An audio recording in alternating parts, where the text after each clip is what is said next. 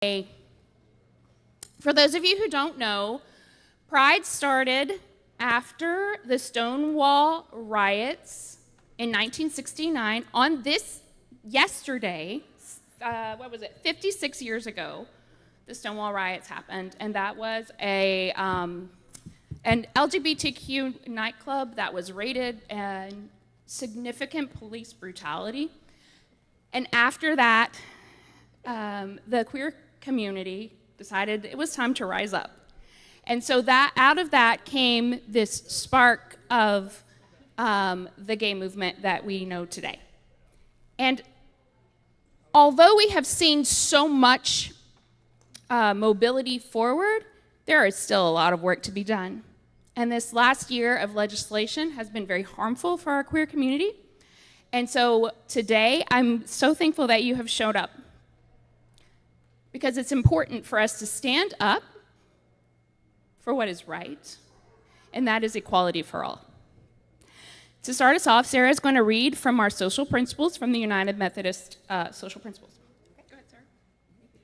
Thank you, Leslie. So this is under a section called Sexual Orientations and Gender Identities, and again from the United Methodist Social Principles. Because all people are of sacred worth and certain basic rights are due to everyone, we are committed to supporting the equal rights, liberties, and protections of all people, regardless of sexual orientation or gender identity. We see clear issues of equality and justice in protecting the rightful claims of those with shared material resources, pensions, guardian relationships, mutual powers of attorney, and other lawful claims typically attendant to contractual relationships that involve shared contributions, responsibilities and liabilities, and equal protection before the law. Moreover, because in many countries, sexual and gender minorities are disproportionately impacted by social stigmas, discrimination, coercion, and violence, we call on churches, governments, businesses, and civic organizations to do all in their power to combat such unjust treatment and to promote equal rights and protections for all. Amen.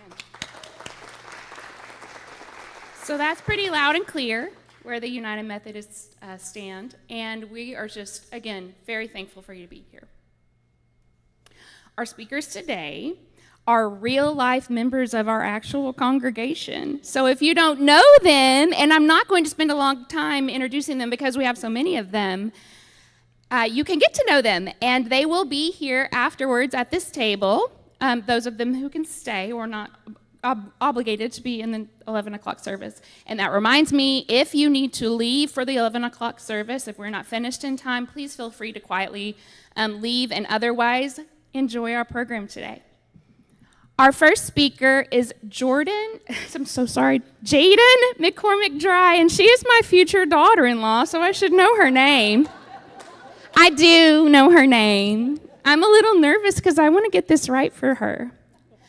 And, you know, when I was thinking about how do I want to introduce these speakers, I thought, I know how I want to introduce these speakers because I know all of them personally. And so I decided what I wanted to do was tell you what my favorite thing about each of the speakers is. My favorite thing about Jaden is she is always listening. She is always taking things in. And she understands that she has 2 ears and 1 mouth. And she listens twice as often as she speaks. But when she speaks, we listen because she's very wise. And I hope you'll enjoy what she has to say today.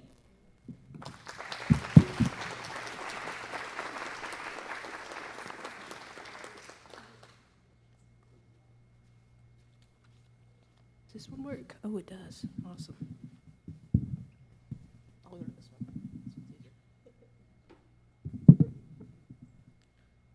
I was taught all about God's love for me at a young age and learned that it was for everyone. Unconditional, accepting love. Another thing that I learned at a young age was that as Christians, we were commanded to love each other as Jesus says to his disciples. This was an easy enough topic for me to grasp. But as I grew up, Christians around me fell to this impossible task of loving each other. I knew from about 14 years old that I was gay to some extent. I found girls naturally pretty and daydreamed about doing things with them which many girls my age imagined doing with boys. But when I first realized that I may have been gay, it was met with fear. Fear because of this haunting phrase that my youth pastor had preached about one night at youth group. It's Adam and Eve, not Adam and Steve. Now, when I first heard it being said, I thought it was funny because everyone was laughing. I told it to my mom, and she was so upset and angry at my youth pastor. She told me that it was cruel that he said that and he wasn't being a true Christian and displaying love towards everyone. But the word she said that stood out most to me was that he was a hypocrite. This thought echoed in my mind relentlessly because the more I repeated the word, the more I saw it into my church and other Christians. I was told that gay people would go to hell and that it was an abomination. I closed that chance to embrace my sexuality and prayed to God that by some divine miracle, I would be straight and back in good graces with God and Christians. I did everything I could to pray the gay away. After many attempts, I decided to leave the church since I couldn't be good enough for them, but claimed to others that I was agnostic. I felt betrayed by God because he hated me because of my sexuality, and everything I thought he stood for crumbled into pieces. How could Christians share this message of unconditional love and then put conditions on it? If they were to represent God, then I wanted nothing to do with God, and that was final. I was about 16 when I came back to the church, and at this time I truly felt the love of Jesus preached about. They were kind and caring and seemed to take me under their wing without any hesitation. I joined the choir and helped with VBS. It made me wonder that maybe God had never betrayed me, but people have. That church hurt still stung, but it was lessened with the love of Christians who truly worship God and practice God's teaching. As I walked through the steps of being a Christian, I also became more affirming of myself and my sexuality. I wasn't out yet, but I knew that Jesus had loved me, and I was fearfully and wonderfully made with a purpose. They had said nothing about the LGBTQ+ community, and I took their silence as being affirming. But then, as all things end to a lesbian in a Baptist church on a Sunday in June,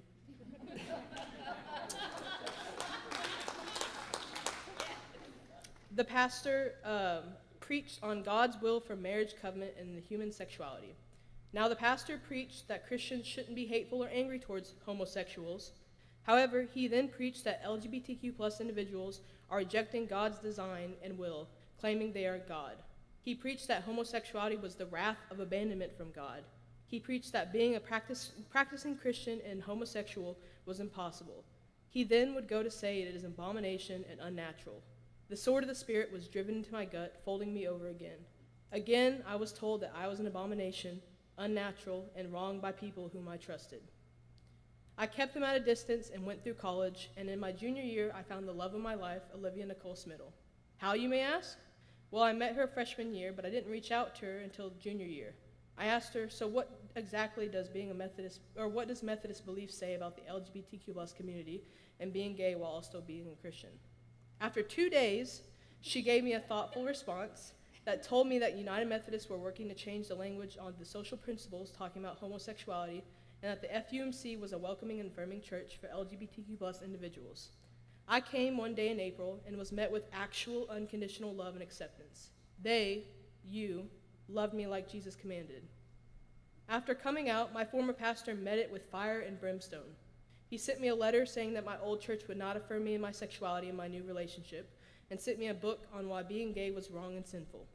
My best friend and her mom confronted me as well, saying they were looking out for me. And then my mom's church told me I couldn't sing specials and help with VBS. I was met with so much hate dressed as love but because of Conway FUMC, I knew this wasn't the work of God. This is the work of the confused and hateful people. Christians could be loving and accepting just as Jesus commands. I have been here for well over a year now, and never before have I actually felt Jesus' love until I came here. Never had I truly understood the extent of Jesus' love until I met you all. And now I can proudly walk in a church with my fiancée and hold her hand, a dream that I've had since I've accepted myself as being gay and stopped trying to pray it away. Now I'm doing research in my capstone project over creating an argument for the full inclusivity of LGBTQ+ individuals in the churches. With your Christ-like love, I have become fully myself and even more stronger as a Christian. Thank you for your love. Thank you for showing Christ's love. But I want to leave you all with a challenge. Though FUMC is affirming, I wouldn't have known until Olivia told me. No one should have to ask or assume if the church is affirming. Queer people shouldn't have to ask if it's safe to come into our church, and there's one way to solve this issue. We have to be open and transparent about where we as a church stand. I ask you to make a stance as a church. And if that's risky, remember that queer people who have lived their lives authentically for years have risked it all just by being themselves. It's our time as a church to be authentic and affirming, to stand with the LGBTQ+ community side by side. We cannot let our fear control us anymore.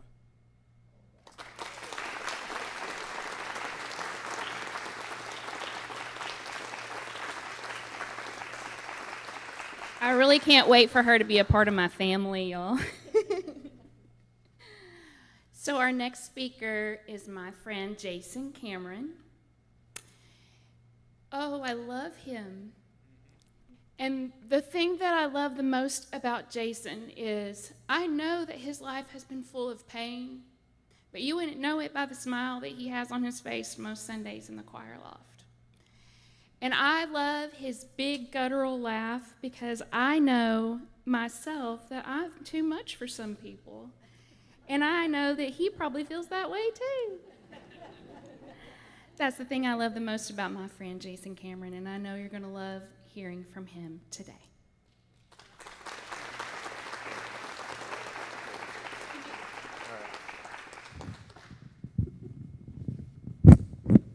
All right. I don't do good with reading and all that stuff, so y'all are just going to have to listen to me. So my name is Jason, and I'm a homosexual. I have known for a very long time, since I was a kid, that I was different. I did not know what that different meant until I was probably 14 or 15 years old, and then I figured things out. But I, kind of contrary to what Jaden says, I did not know God of love, God of grace.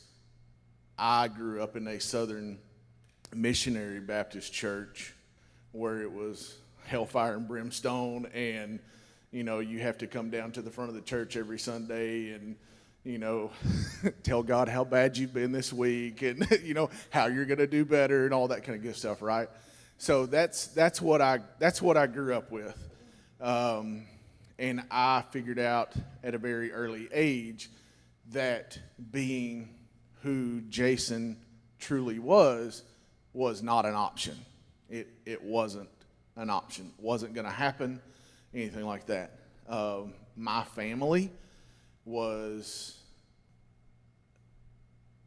to say not accepting at all is a huge understatement.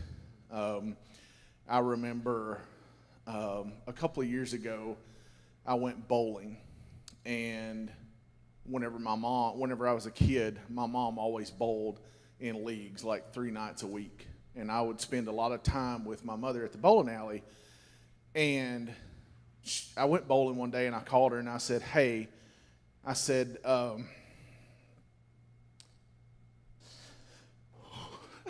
sorry.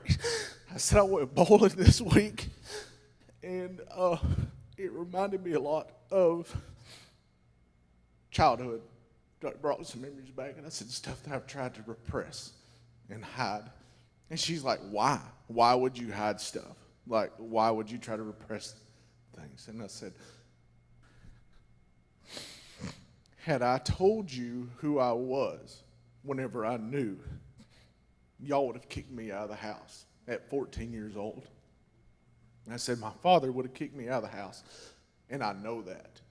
And I said, you would have not done anything about it. You would have let it happen.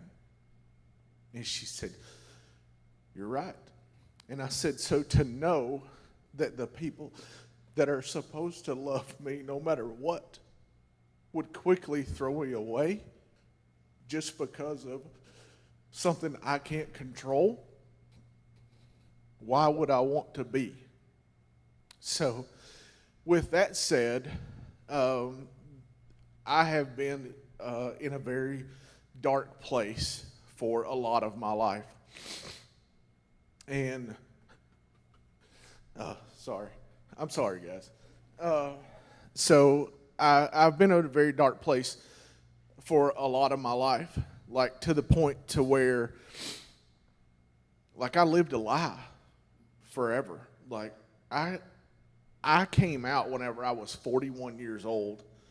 I told my wife of 20 years that I was gay and that I can't do this anymore. But before I got to that point, I cannot tell you the number of times that I just wanted to be done.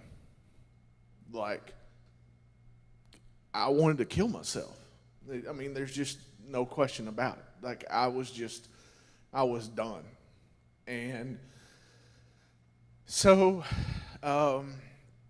before I told her whatever else, we were going to the First Presbyterian Church over by the high school. And, you know, I'm in full-on denial, like, oh, no, we can't have gays. Gays are going to ruin the world, blah, blah, blah, you know. And so, like, I was a deacon in the Presbyterian church. My wife was on the pastoral nominating committee. Like, we were very involved, very active and stuff like that. And this was the time that the Presbyterian church made the progressive move to allow same-sex marriage in the church, to allow gay clergy, things of that nature. And, you know, of course, my wife, she was like, oh, well, we can't do this. And I'm like, you're right, honey, those gays, we can't tolerate them in the church. This is illegal, you know, we can't do this. So we left the Presbyterian church, and we kind of diddled around with a couple of different churches, and we landed here because at the time it was still the God of grace and the God of love that we were used to, but it was still a little bit more conservative from the Presbyterian church because we didn't allow them homosexuals, you know.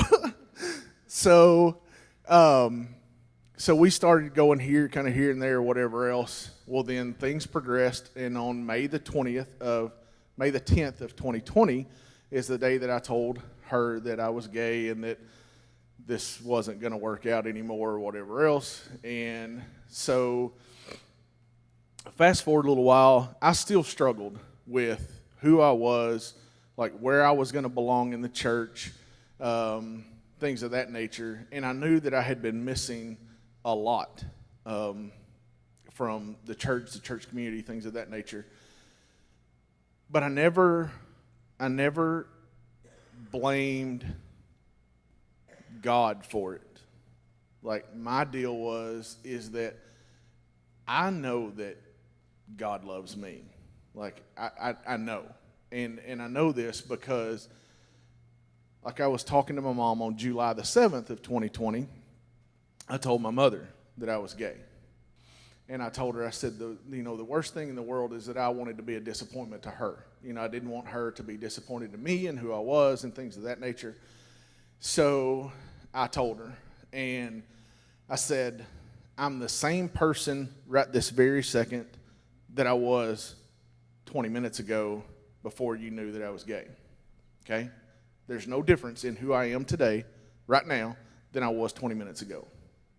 Like, right here is still the same. Like, I'll still stop on the interstate and change somebody's tire for them. Like, whatever. I don't care. I'm still the same person. Like, I have values. And I told her that I had been going to a counselor and stuff like that. And my mama, God bless her heart, she said, well, those therapists, they just put stuff in your head.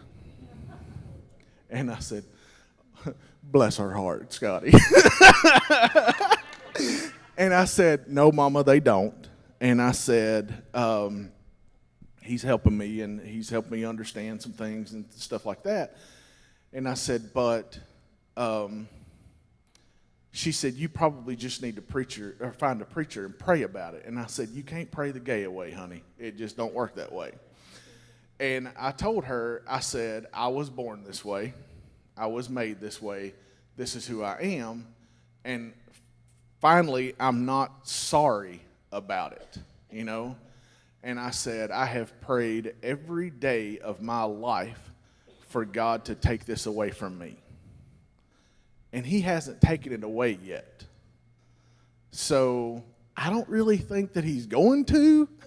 I mean, I just don't think that he's going to, you know. I mean, and so she and I talked about it a little bit more and stuff like that. And then so I finally decided that I was really going to dig in, and I was going to find a place for me that I belonged in church and stuff like that. and I tried the Episcopal Church. I wasn't feeling it. It just wasn't my jam. And we'd come here. I knew Jason Soji, who's the director of ministries and stuff like that, through social circles and whatever. Because I don't know if y'all know this or not, but he's a homosexual too. But so I talked to him, and he's like, "Yeah, come over here. You know, you could join the choir and blah blah blah." And he said, "You know, we've got this new member of the choir that's joined us." And he and his partner, somebody just moved here from somebody else, and he's gay, and he's this and he's that. And so, of course, naturally, I'm trying to figure out who the gay is in the choir, right? and so I came up here, and this was right about the time that there was a transition from Michael and Dee Dee over to Nathan. And I went and I called Michael, and I said, "Hey, I need to come talk to you." And some of you guys don't know me, but I am very intense, and I am a lot. And I told Michael, I said, "I need to come talk to you." And I mean, I don't know if he thought, okay, he's gonna like, what's he gonna do? So he made time for me, and I come up here and talk to him, and I was like, "Hey, listen, I'm gay, and I want to be a part of the church." And I said, "But here's something that you need to understand. I'm not the guy that's going to come and just put my fat butt in a pew bench and warm the pew. Like, I'm going to participate. I'm going to be active. I'm going to do things. So if I'm not welcome here, I want you to tell me now before I waste my time and y'all's time or whatever else." And he's like, "No." And he told me some things personally about himself and his family and whatever else. And I was like, okay, well, Jason's asking me to join the choir. So I joined the choir, started coming regularly, things like that. And I'm not going to tell you who it is, but my very first time to sit up in the choir loft, I was sitting beside someone, super cute little older fella, and he takes his program, and he writes, "Hi, my name is blank." And he hands it to me. And so I told Jason after the choir deal, I said, "Hey, I found the other gay guy."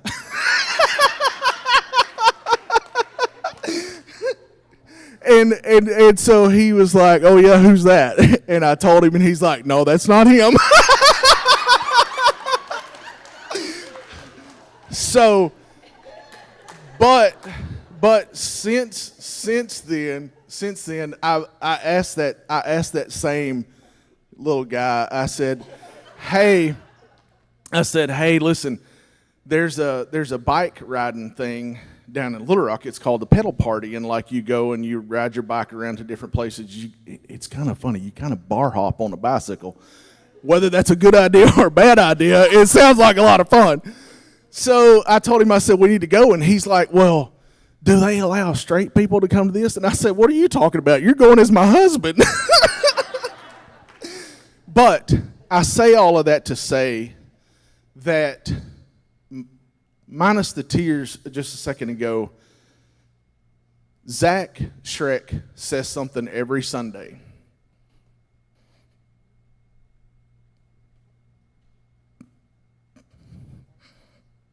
Whether you've been here for 30 seconds or 30 years, this is your home. We don't ask you to leave anything out there. You bring it in here. This is where you belong.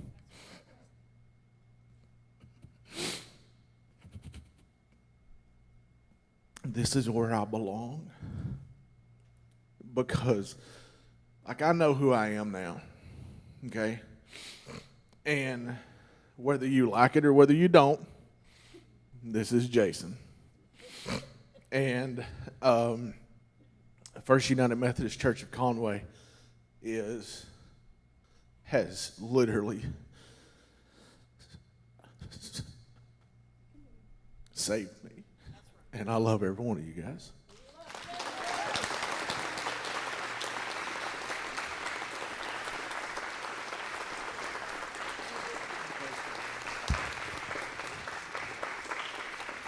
Jason Cameron, am I right? So our next speaker is going to join us via video, and we can thank Pastor Nathan for this because he worked hours and hours on trying to condense 30 minutes into 15 for me. And he texted me on Friday and said, I can't look at this anymore. I've been spending hours and I'm dreaming about this video. And I said, I listened to it and watched it, and he said, do we need to cut anything else? And I said, don't you dare cut another second. We're just going to speed it up. So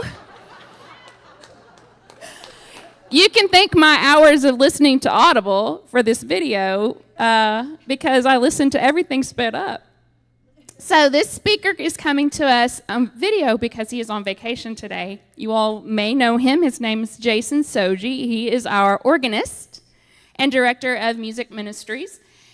And the thing I love the most about Jason is that he is probably the most intelligent person I have ever been around, and he has a story for everything. And I didn't know him personally. My sister-in-law did, and she actually met him through music circles in Little Rock. And she introduced us years ago before he was even here at Conway's First United Methodist Church. So I hope that you'll enjoy this video. Know that the first time I watched it, it brought me tears of joy, and I hope that you will enjoy his words. Hello, I'm Jason Soji. I'm the Director of Music and Worship Ministries here at Conway First United Methodist Church. And I'm thrilled to be with you today to share some thoughts about what it is like to be a gay man in the church and working in the church, as well as being a staff member here and working with and among you in Conway here at FUMC. Just a bit about me that can give a little bit of context to my ideas. I was raised in the Lutheran Church Missouri Synod, which many of you may know is a fairly conservative synod within the Lutheran Church in the United States. And the parish that I grew up in was the ethnically German parish in Little Rock, First Lutheran downtown. So the church was always very important growing up. At home we would discuss the Bible, we would discuss Luther's Small Catechism, and we would look into the hymnal and discuss hymn texts. And we'd also sing hymns at home frequently. And early on, of course, I never really thought about being gay as a child until my late teens, early 20s, and I knew very, very well what the church's sort of social stance on that was. There wasn't anything really written in stone about it because in those times it really was not an issue. No one really talked about it. We knew that there were gay people around, but that was always sort of whispered, if there were rumors and such. So it really was never such an issue. So I thought, well, I can do what I need to do in the church despite all of that. As long as I just keep a low profile and play the right notes on Sunday morning, all should be well. Finished my college studies and went into church music. So I began a nationwide search and landed in South Louisiana as a full-time church musician.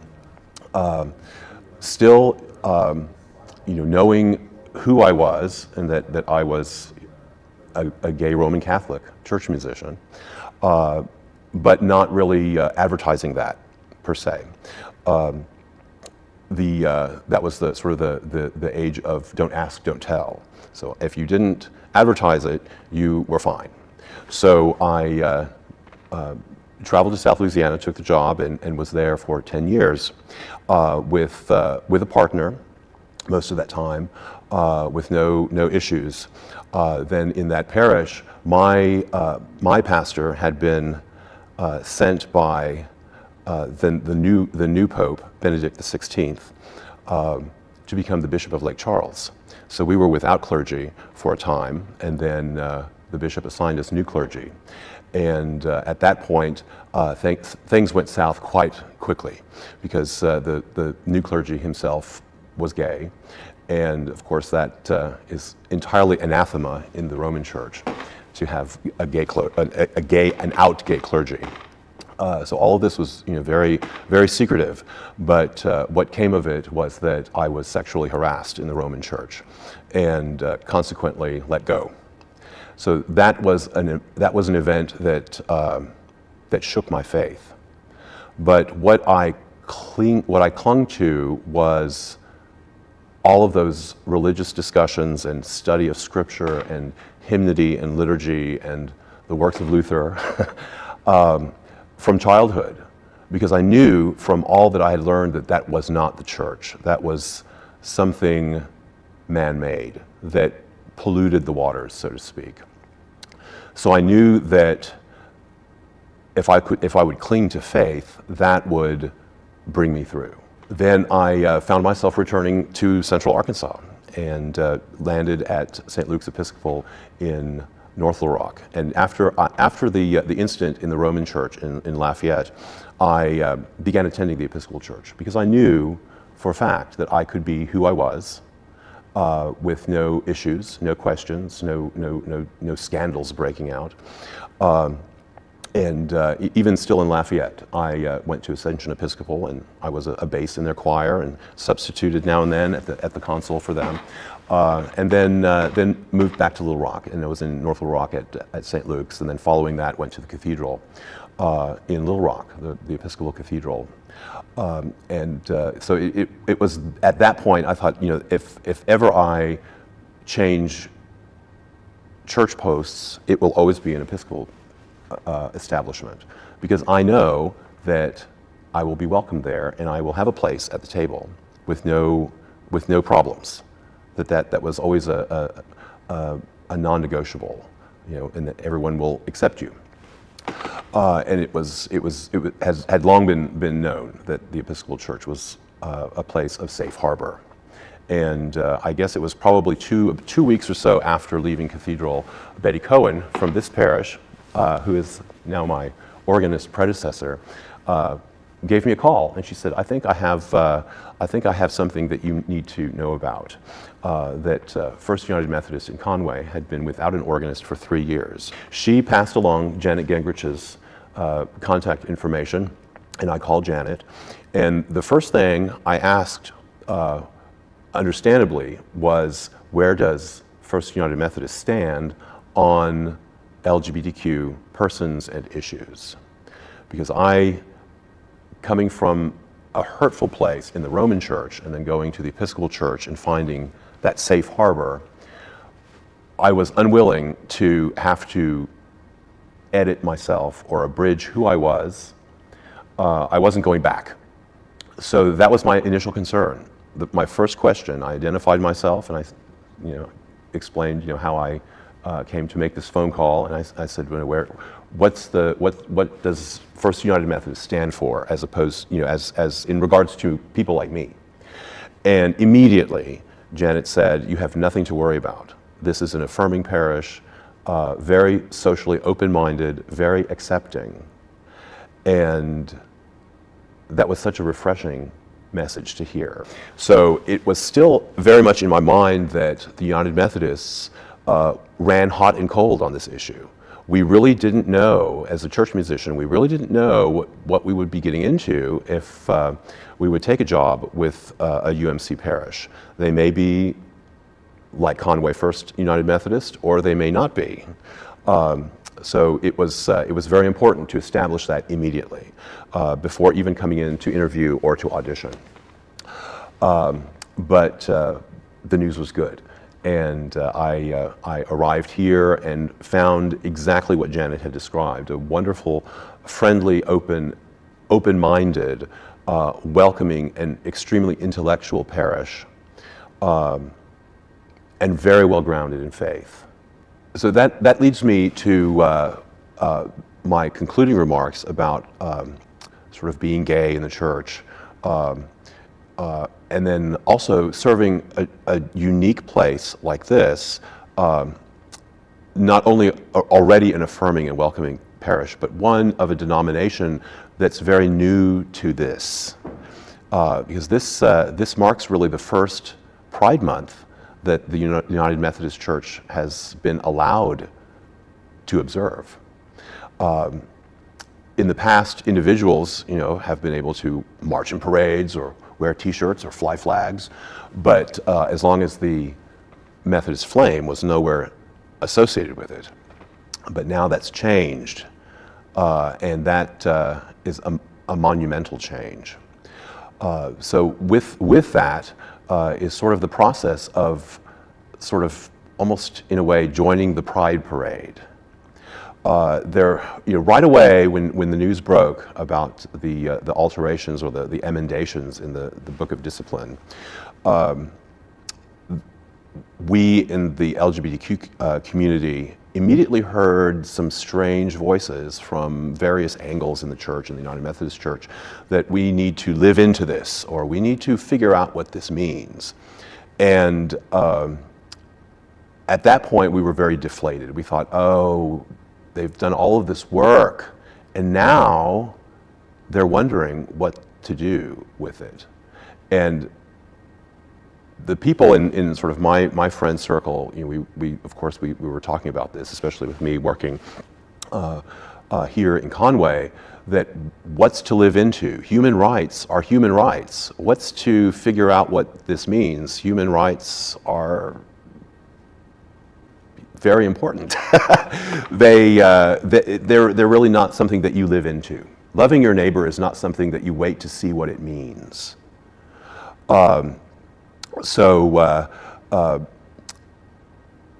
this is sort of a very interesting moment of growth, I find, in the United Methodist Church as its first sort of official Pride Month. And as a gay man working in the church, my view is to jump in immediately, completely. Don't just put your big toe in, but jump in. Because the thing is that LGBTQ persons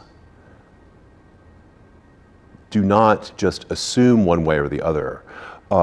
We tend to look at church parishes by their track record. And when that is sort of a denominational track record, we look to the past.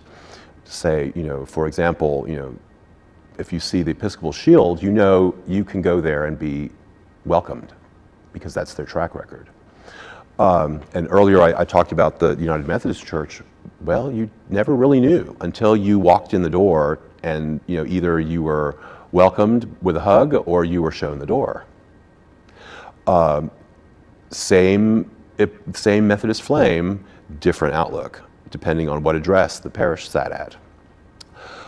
So I think now more than ever, it's important for us here at Conway, First United Methodist, to make that very, very plain, and not necessarily go about it by saying, well, they know who we are. We're Conway First. Love grows here. But as a gay man, again, I can tell you that talk is cheap. We've heard that so many times from so many churches and so many clergy. Love may grow as long as you're not gay. Then you can grow your garden somewhere else. We're very familiar with that message. So it's important to bear that in mind, especially within a denomination that is new to this historically.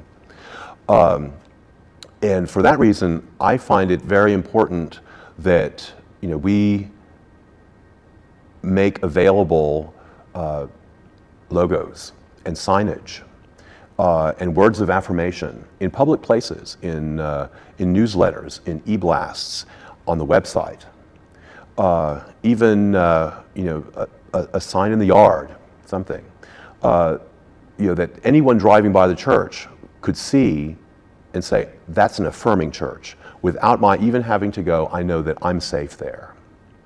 Church parishes really need to sort of empower themselves to transmit the message openly. It's not just good enough to assume, well, we're United Methodists, and that you should know that you're welcome here. Those of us in the gay community know that we need more than that. We need to know it without having to ask. That is a very important issue, especially these days in the political climate, in the socio-political climate. Because sometimes asking is not safe. So just non-verbal affirmations are vital these days for church parishes. And First United Methodist has led the way in so many areas of human rights, social issues. And I think we are poised very well to be one of those flagship parishes that jumps into pride entirely, and not only affirming verbally and through action, but also through public signage, so that even non-verbally we give that message that love indeed grows here, and that First United Methodist is a safe place to be and to worship. And through action, but also through public signage, so that even non-verbally, we give that message that love indeed grows here, and that First United Methodist is a safe place to be and to worship.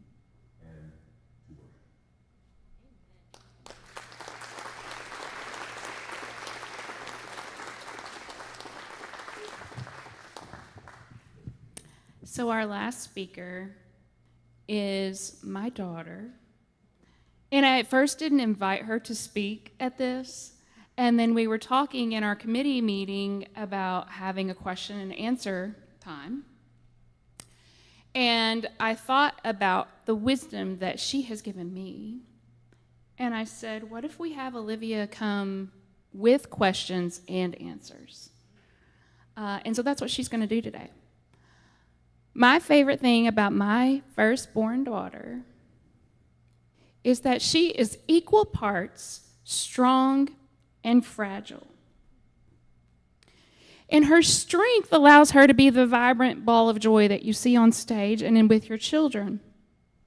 But her fragility allows her to be empathetic to the marginalized and in her everyday life. So I know that you will enjoy the words that she has to offer you, and I hope that you will accept them and hear them deep in your heart.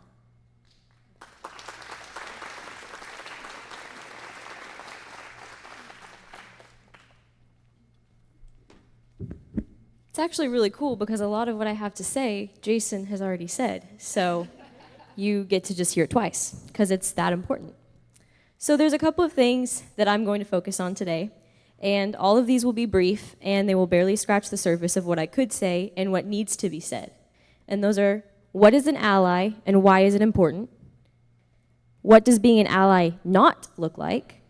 And how can this church, Conway First United Methodist, do to be an ally? What I have to say is not coming from a place of criticism. It is not coming from a place of judgment or expectancy, but a place of love, education, care, and desire. Because I pray that you as a church have been going through this experience with open hearts, open ears, and a desire to take what has been said and truly put it into practice. We as a queer community within this church deserve a congregation that is not just welcoming, but educated, safe, fully affirming, and prepared to fully support and lift up its queer members. So what is an ally and why is it important? An ally is an individual who has chosen to align themselves in full support of the entirety of the LGBTQIA+ community. That means that you align yourself in full support of those who are lesbian, gay, bisexual, transgender, queer, intersex, asexual, and plus. It means that you do not just quietly acknowledge your support from your couch.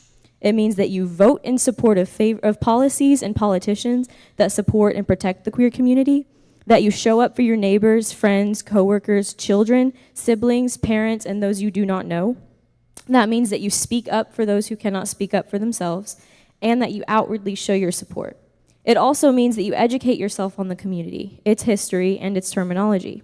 If you ever wonder to yourself what a true ally looks like in word, spirit, and action, I would encourage you to look at Leslie Smittle. There is never a question as to who or what she supports. She loves all. She has spent countless hours educating herself, engaging in discussion with the queer community, campaigning for politicians and policies that protect us, and has spent countless dollars on rainbow earrings, bracelets, glasses, and shirts, never letting there be a single question as to if she is a safe person. If you need notes on how to be an ally, I would challenge you to ask yourself, what would Leslie Spittle do? And if you don't know the answer, I have great news for you. She goes to your church, and you can literally just ask her. But one of the biggest things that I see in Christian individuals who are learning to be allies is a lack of education and in the harm that certain phrasing can do. Even in statements like, we love you and welcome you regardless of your lifestyle, or hate the sin, love the sinner, or homosexuality is not any worse than any other sin, or God loves you anyway, all come from a place of love and come from a place that desires to show support. But each one of these phrases implies that being queer is a lifestyle choice, being queer is a sin, and being queer is something that God would overlook. These are not statements that a Christian ally would agree with, and so when we use phrases like this, we have to be extremely careful to look at what both sides of our statements could mean. It takes work, it takes practice, and a lot of self-awareness and intentionality, but making sure that in your affirmation and allyship, you are acknowledging that individuals who are fearfully and wonderfully made as queer in the image of God are equals to those who are fearfully and wonderfully made as straight in the image of God. Take the time, take the effort, and take the conversation and research that it takes to educate yourself and to truly think of every single word that you are saying and how it could affect someone. So why is something like this so important? I am in early childhood education, and I know that many of you are educators or former educators who would be familiar with Maslow's hierarchy of needs. If you are not, this is a psychosocial theory based on the fact that we as humans can only succeed and function and move forward if certain needs are met. The bottom of the pyramid, meaning what we need most of all in order to survive, are our physiological needs, our needs for air, water, food, shelter, sleep, etc. But right above it, before anything else can be achieved, is safety needs. If a person does not feel safe, they cannot move up on the pyramid. If a person does not feel safe, they cannot survive. Despite how far we have come as a society, culturally, politically, and socially, the world is still an incredibly dangerous place for a queer person, and in the Christian world, even more so. You have heard outright today from the mouths of people close to you, people who have been in your congregation for years, how dangerous of a place this world, state, city, and religion is for people who do not fit the norm. In a place where nowhere feels safe, those who create safe places are a treasure. But without those outward displays, how are we supposed to know where we are safe? Whether you would like to believe it or not, while a cross or a claim of love grows here may seem like enough of a statement to signify safety, in the queer community, those very icons are more of a signal of danger than they ever have been. Those claims of love in churches are all over the country, and these churches are operating under the facade of hate the sin, loving the sinner, which you have heard the harms of firsthand today. In our community, the rainbow is the most unmistakable sign of a safe place.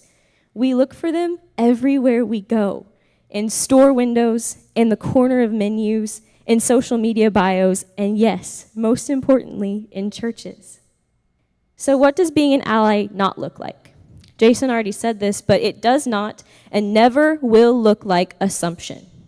It is complicit, if not dangerous, to assume that you are an ally, and even more dangerous for you to think that others, especially those in the queer community, will assume that you are an ally. To assume what goes unsaid is enough of a signal to the queer community is to be complicit. Being an ally requires the verbal, external, and physical signal to those on the outside that you are safe. It is not safe for us as queer people to assume. Assumption gets us kicked out of churches. It gets us beaten in places where we are not welcome. It gets us discriminated against in wedding planning. and it gets us disowned from families. It gets us thrown out of bathroom stalls. Unless you make it unmistakable that you are a welcoming, safe, and affirming place, you cannot truly serve the community that you are wanting to serve. You cannot refuse to make external signs of support, outright, blatant statements, and then be surprised when you are still getting calls asking if you are safe. So, what can this church do? Jason has said this, but the UMC has already made its choice. You, the church, and this specific congregation has already made the decision to stay united. And in making that decision, you have already chosen to be on the side of the LGBTQ plus community. It has been nearly 3 years, and this is the first time that we as a church are having a discussion like this. There is still a question from those on the outside as to if this congregation is affirming. This church is not a reconciling ministry. There have never been clear, explicit statements from this congregation as to what they stand for, who they welcome, and who they will protect. We are still talking and arguing and planning and voting, but I say that we have already made our decision. So are we going to actually stick to it? It is not easy, and not everyone will agree, and not everyone will show support, but allow me to remind you, this world is not safe for a queer person. The church is not safe for a queer person. The world is safe for a straight person. The church is safe for a straight person. If by choosing to be outright affirming, people choose to leave, I promise you they will have no issue finding another church where they are welcome. The same cannot be said for queer individuals. A straight person can be safe anywhere. A queer person is only safe in places that have done the work to make them so. If anything that I have said, or that anyone else has said, strikes a chord in you, inspires you, educates you, or sparks a need to make some holy trouble or raise some righteous hell, please don't let what I say or what any of the rest of the people who have spoken before me just be words. Jaden, Jason, Cameron, Jason, Soji, and I are only 4 people. We cannot do this alone.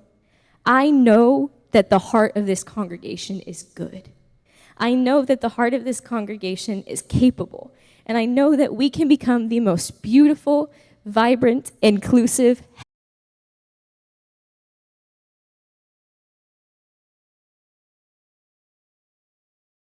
program today. Our hope is that this is just the first step forward into the future of our church being affirming and accepting where love truly does grow. Thanks so much for coming today. We hope that you'll stop, and by the resource table we have some resource papers that have books that our committee has recognized. Oh, and it looks like Pastor Miranda has a word for us. Yes, please. Yes, please check out the resources, and will you all pray with me this day? Oh, holy and loving God, we give you thanks for these parts of your body that you have gifted us. These stories, who they are, beautifully and wonderfully made. We give you thanks for the courage and bravery that it took to stand up here, to share their story, and to help lead us and guide us to be your faithful people here in this community of Conway. We ask that you lead us and guide us. As we leave this place, may we not leave this conversation, what we have learned, what we have heard today, but instead go forth to be your disciples in this world. In the name of Jesus Christ. Amen.